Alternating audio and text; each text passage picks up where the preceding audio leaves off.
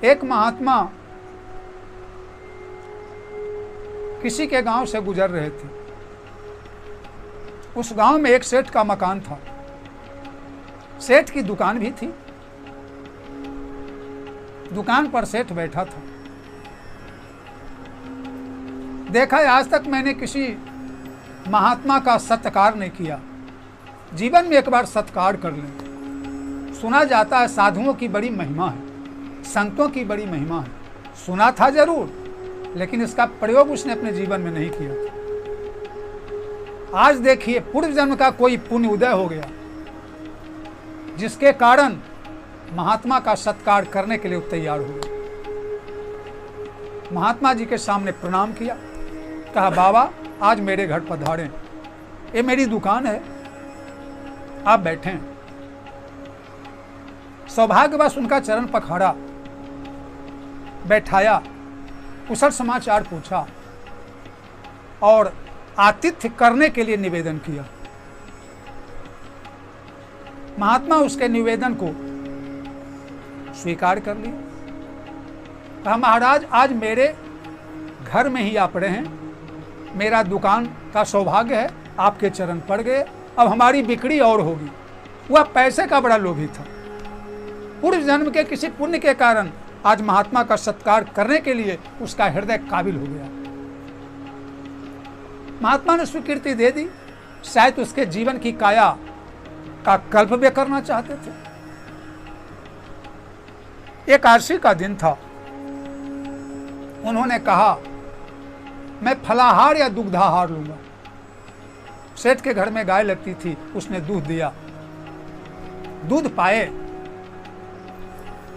कोई 10 बजे रात में सेठ जब दुकान बंद किया, उन्होंने पूछा महात्मा का सत्कार तुमने किया? तो महात्मा का सत्कार करने वाले तो भगवान का भजन भी करते हैं, भक्त होते हैं, क्या तुम भजन करते हो? सेठ ने कहा बाबा मैं तो रुपया का भजन करता हूं, दुकान पर बेचता हूं और शाम को तिजोरी खोल के गिनता हूं, यही मेरा भजन है। मैं भजन नहीं करता, समय ही नहीं मिलता है। सुबह 6 से 10 तक दुकान चलाता हूं, रात्रि के सो जाता हूं। करोगे तो नहीं, मेरे पास समय नहीं है, मैं भजन नहीं कर सकता। कभी फुर्सत नहीं मिलती, कभी फुर्सतें नहीं मिलती। पैसे से फुर्सत मिले तब। महात्मा ने कहा मरने के बाद तो तुम्हें सदा के लिए फुर्सत मिल जाएगी, और जब मरने की बारी आएगी और जमदूत लेने आएंगे तो तुमको फुर्सत लेने नहीं देंगे, लेके चले जाएंगे। उस समय तो फुर्सत मिल जाएगी, और उस समय तो फुर्सत तुम दे दोगे। सेठ ने कहा बाबा उस समय हम सोचेंगे कि कैसे फुर्सत हमको मिले। बाबा ने कहा उस समय फुर्सत मिले ही कि नहीं, कुछ फुर्सत निकालो। उन्होंने कहा अच्छा ये बताओ कब तुमको फुर्सत मिलती है? तो उसने कहा बाबा मैं सोच जाता हूं, उस समय 10-15 मिनट में कुछ नहीं करता हूं, वही एक समय है जो मेरे जीवन का फुर्सत काल है। क्या उस समय तुम राम नाम ले सकते हो? भगवान के अनेक नाम हैं, वो सरल है। हाँ उस समय मैं ले सकता हूं, मुझे कोई आपत्ति नहीं। उस समय बही खाता भी मेरे पास नहीं रहता और कोई नोट वोट भी नहीं। महात्मा ने कहा बस तुम जब जब शौचालय में जाना तब तब ही राम नाम लेना। नाम अनेक है, एक सरल है, तुम्हारी जिंदगी सुधर जाएगी इतने ही से। अगर 15 मिनट तुमने भगवान का नाम लिया तो ही 15 मिनट तुम्हारे जीवन को सुधारने के लिए काफी हो जाएगा। भगवान के नाम की बड़ी महिमा है। अरे नाम से भगवान उसके अधीन हो जाते हैं। देखिए अधीन हो गए हैं। सेठ गया, भगवान नाम का उच्चारण राम राम करने लगा, उसके मुंह से आवाज निकलने लगी।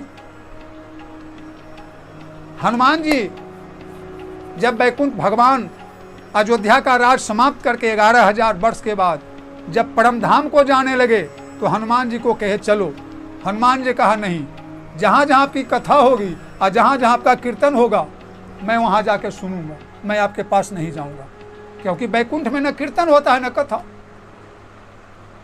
और जहाँ कीर्तन कथा होती है वहाँ आप भी रहेंगे, तो कथा कीर्तन भी सुन लेंगे और आपसे भी मुलाकात होगी।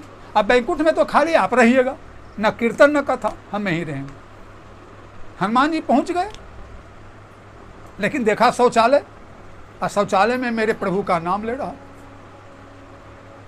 कीर्तन सुनकर तो खुशी हुई, लेकिन शौचालय में नाम ले रहा था, इसलिए उनको तकलीफ हुई और क्रोध आ गया, और उन्होंने उसकी पीठ पर एक लात जमा दी। भगवान तो भक्त की स्वयं रक्षा करते हैं।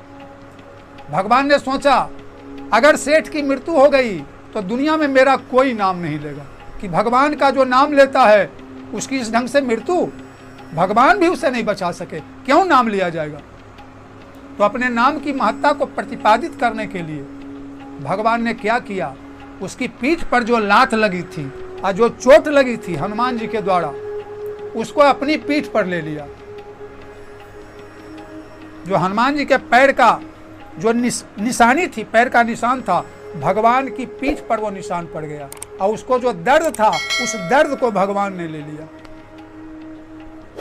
सेठ शौचालय के बाद अपना गया दुकान पर करने लगा। हनुमान जी तो भगवान की प्रतिदिन सेवा करते हैं। शाम को जब भगवान की सेवा करने लगे तो भगवान ने अंगड़ाई ली। हनुमान जी ने कहा आपने अंगड़ाई क्यों ली? भगवान ने कहा हनुमान, आज मेरी पीठ पर किसी ने लात मारी है, लात की चोट से मैं अंगड़ाई ले रहा हूं और उसके दर्द से परेशान हूं। जब हनुमान जी ने पीठ देखा तो क्या देखा, ये तो बंदर का चरण चिन्ह है। सरकार किस बंदर ने आपको मारा? तो हनुमान तुम ही ने तो मारा है, ये तो तुम्हारे ही लात का निशानी है। ये प्रभु मैंने और आपको लात से स्वागत, ऐसा तो मैं नहीं कर सकता। भगवान ने कहा आज वहां पर शौचालय में जो व्यक्ति मेरा नाम ले रहा था, राम राम राम, तुम गए खुश भी हुए, लेकिन तुमने उसकी पीठ पर लात मारी, उसे चोट लगी। तुमने रावण को लात मारा था लंका में, वह मूर्छित हो गया था। आई कलयुग का व्यक्ति तुम्हारी लात को बर्दाश्त कर सकता था? उसे बकसने के लिए, उसकी रक्षा के लिए, उसे जिंदा रहने के लिए उसकी लात का निशानी में अपने पीठ पर ले लिया और दर्द ले लिया। अगर मैं नहीं लेता और मर जाता तो सब लोग कहते कि भगवान का नाम लेने वाला की ये हालत, भगवान भी नहीं बचा सके और कोई उसकी पुकार सुनने वाला नहीं है। भगवान तो सुनते, उसकी पुकार मैंने सुनी, अब मैंने अपने पीठ पर दर्द ले लिया। इस प्रकार जानते हो हनुमान, अगर कोई उसकी रक्षा नहीं करता तो मैं स्वयं रक्षा करता हूं। अगर भक्त की रक्षा मैं स्वयं नहीं करूंगा तो कौन करेगा? जब जब धरती पर भक्तों की हानि होती है, उसे दर्द दिया जाता है, उसे सताया जाता है, मैं बैकुंठ से अवतार लेकर कभी राम बनकर, कभी कृष्ण बनकर, कभी नरसिंह बनकर आता हूं, रक्षा करता हूं। इसलिए मैंने उसकी रक्षा की। वही हनुमान जी पैर पर गिर पड़े कि महाराज आज के बाद अब स्नान घर में, चाहे भोजन के समय या यत्र तत्र कहीं भी कोई अगर आपका नाम लेगा तो दंड देने की बात तो दूर रही, अब मैं स्वयं उसकी रक्षा करूंगा। चाहे कलयुग क्यों नहीं आ जाए, चाहे काल क्यों नहीं आ जाए, आपके नाम लेने वालों की, आपके कथा और कीर्तन करने वालों की मैं स्वयं रक्षा करूंगा। ये है भगवान के नाम का महत्व। भगवान कोई रक्षा न करे तो भगवान उसकी स्वयं रक्षा करते हैं। यह है भगवान के नाम की महिमा। जय श्री राम।